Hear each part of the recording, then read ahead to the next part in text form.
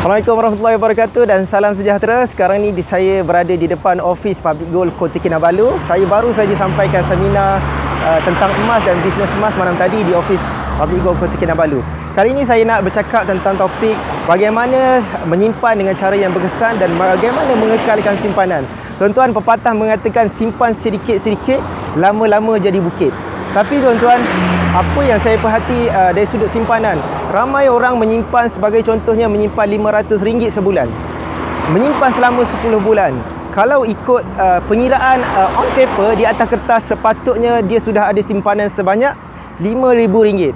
Tetapi realitinya tuan-tuan, bila saya sampaikan seminar, saya tanya ramai orang, jujurnya pada bulan yang ke-10 berapa jumlah simpanan yang kita ada. Saya boleh katakan majoriti tidak ada simpanan sebanyak RM5,000. Ini bermaksud bukan sedikit-sedikit lama-lama jadi bukit, tetapi pepatahnya sebaliknya, simpan sedikit-sedikit, lama-lama masih sedikit.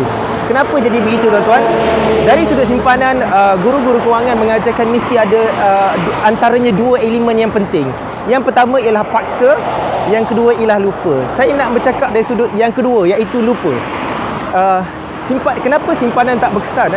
Antara simpanan yang tak berkesan ialah sebab kita selalu ingatkan simpanan. Simpan duit dalam bank, kita selalu semak berapa jumlah yang ada dalam akaun bank. Simpan dalam tabungan haji, simpan dalam SB, kita selalu update buku. Simpanan tuan-tuan, dia tidak boleh diingat-ingat. Sebab tu guru-guru kewangan pesan mesti ada satu simpanan yang dinamakan simpanan untuk dilupakan. Simpan dan lupa.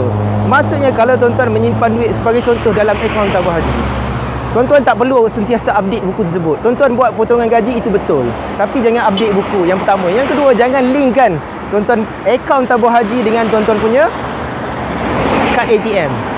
Itu tidak berkesan tuan-tuan. Simpan sedikit, lama-lama masih sedikit dalam akaun tabung haji. Harus dilupakan, jangan ada link. Biar simpanan kita mesti jangan terlalu mudah dikeluarkan dan jangan terlalu susah. Itu konsepnya. Jadi tuan-tuan, tuan-tuan, antara bagaimana saya melupakan simpanan, itulah sebab saya alihkan sebahagian simpanan saya ke dalam bentuk emas. Sebab bila kita membeli emas, kita sudah kehilangan nombor, sudah tidak ada nombor. Tuan-tuan, sebagai contoh, ini satu dinar. Satu dinar harganya sekitar RM800. Kalau saya simpan RM800, saya sentiasa melihat nombor tersebut, 800. Tetapi bila ditukar menjadi emas, 800 itu sudah hilang, sudah menjadi emas. Tapi jangan risau tuan-tuan, emas adalah duit. Kalau nak pakai duit, kita boleh jual emas ataupun kita boleh gadai saja dan dapat duit on the spot. Okey? Jadi emas dia berbeza tuan-tuan, dia boleh jadi simpanan untuk dilupakan. Tapi ada satu tip penting tuan-tuan. Bila tuan-tuan simpan emas, tuan-tuan jangan lupakan emas. Emas harus diingat-ingat. Kena ingat-ingat. Sebab apa? Emas ni tuan-tuan, lagi kita ingat-ingat, lagi kita tengok simpanan, emas ni sangat cantik. Bila kita tengok, kita ada perasaan nak tambah lagi. Emas memberikan kesan emosi yang berbeza kepada penyimpannya. Dia berbeza dengan duit. Kalau tuan-tuan simpan duit dalam akaun bank, jangan selalu disemak-semak. Kalau tuan-tuan cek, lagi cepat tuan-tuan cek, lagi banyak tuan-tuan ingat simpanan, lagi cepat duit itu habis. Betul atau tidak? Okay? Itu pengalaman ramai orang. Okay? Tapi kalau simpan emas, tuan-tuan kena tengok, kena lihat. Jadi saya antaranya satu dinar ni saya sentiasa bawa sebab saya sebagai motivasi. Kalau tuan-tuan ada item emas yang lebih besar, contohnya gold bar 100 gram, itu lagi memotivasi. Lagi kita tengok, lagi kita rasa nak menyimpan, nak tambah lagi simpanan kita. Dan pengalaman saya tuan-tuan, membimbing lebih 5,000 penyimpan emas di Malaysia, di Singapura, di Brunei dan Indonesia. Apa yang saya lihat tuan-tuan, penyimpan emas ni dia berbeza. Contohnya kita beli emas, harga emas sudah naik.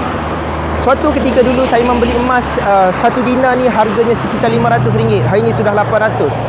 Tapi walaupun harga naik, kita tak ada perasaan untuk menjual. Bila nak jual, kita rasa alah sayang.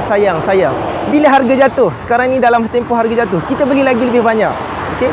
Kita rasa happy bila simpanan kita bertambah. Okay? Berbeza dengan simpan duit. Lagi banyak kita nampak duit dalam akaun, lagi kita rasa susah hati sebab kita mempunyai ada desakan emosi untuk membelanjakan duit itu. Jadi tuan-tuan, apa kata sebahagian daripada simpanan tuan-tuan, simpan yang dalam bentuk emas sebagai simpanan untuk dilupakan. Tapi kena ingat tuan-tuan, simpanan emas ni adalah terbaik untuk simpanan untuk jangka panjang. At least untuk 2-3 tahun. Kalau untuk 6 bulan, saya tak suggest tuan-tuan beli emas. Lebih baik tuan-tuan simpan dalam akaun bank seperti akaun tabung haji atau ASB saja. Okay, itu adalah tip ringkas daripada saya di depan ofis Public Gold Kota Kinabalu di Alam Mesra. Okey, terima kasih. Assalamualaikum warahmatullahi wabarakatuh.